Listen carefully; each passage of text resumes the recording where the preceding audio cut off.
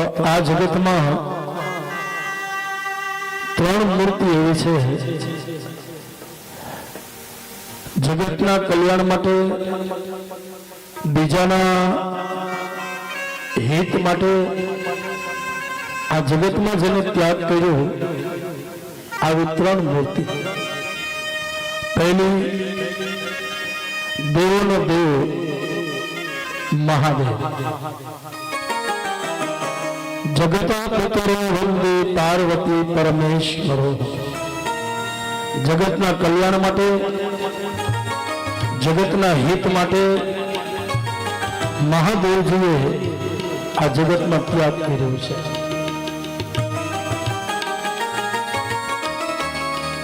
હરેક વસ્તુનો ત્યાગ કરી અને મહાદેવ શમશાનમાં બેઠા છે. આપણી હિંમત થાય ને જો હકીકતમાં સાચી આપણી જગ્યા હોય તો એ શમશાન છે.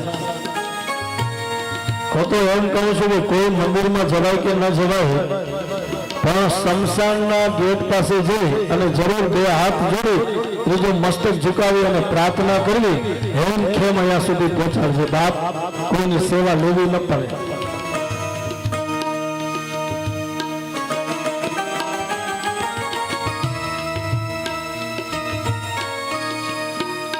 અને શું કહે,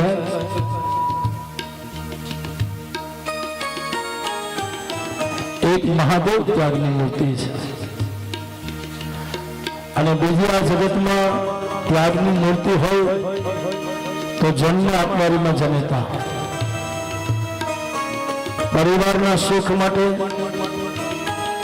દીકરાના સુખ માટે જન્મ આપનારીમાં જનેતા પોતાના બધા સુખનો ત્યાગ કરી મારું સંતાન ક્યારે દુઃખી થવું જોઈએ નહીં. આ જગતમાં એક ત્યાગની મૂર્તિ હોય મહાદેવ, બીજી ત્યાગની મૂર્તિ હોય તો જન્મ આપનારીમાં જનતા.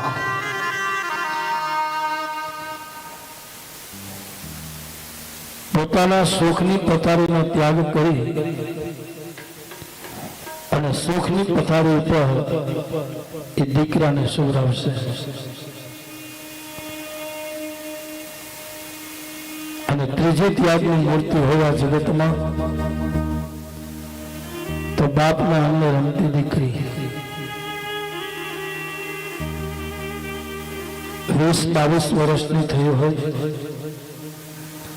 દીકરી જયારે વિદાય થાય ત્યારે એક બાજુ તમે લોખંડનો ટુકડો રાખજો અને એક બાજુ બાપના કાળજાને રાખજો. ગમે એટલો કઠણ કાળજાનો બાપ હોય પણ એ બાપનો કાળજો ભૂલે ત્યારે પડે જ્યારે આંગણેથી દીકરી વિદાય થાય. દીકરી વિદાય થાય ને બાપની આંખમાંથી આહોળા જોઈ ત્યારે દીકરી દોટ મૂકીને બાપને ભેટીને એટલું કહે, 22 વર્ષથી મારા બાપની આંખમાં આહોળા નથી જોયા અને આજ મારો બાપ રડે છે કઠણ કાળજામાં. આજ મારા બાપની આંખમાંથી આહોળા પડી રહ્યા છે. ત્યારે દીકરીનો બાપ એટલું કહે, બેટા આજે એક રડવાની જગ્યા છે ને મને રડી લેવા દે, આજ મારું હૃદય ખાલી કરી લેવા દે. 22 વર્ષથી જમા થયેલા આહોળા આજ એનો ધૈર્ય વહેતો કરવા દે બેટા, એનો ધૈર્ય વહેતો કરવા દે.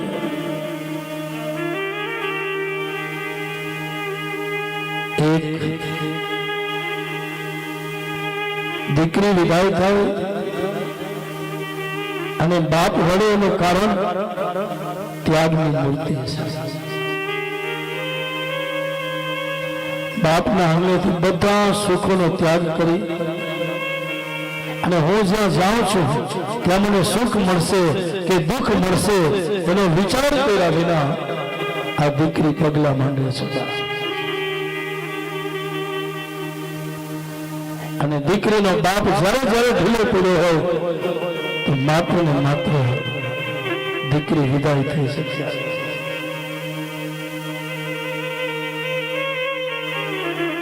સંતો તો ત્યાં સુધી કહે છે બાપ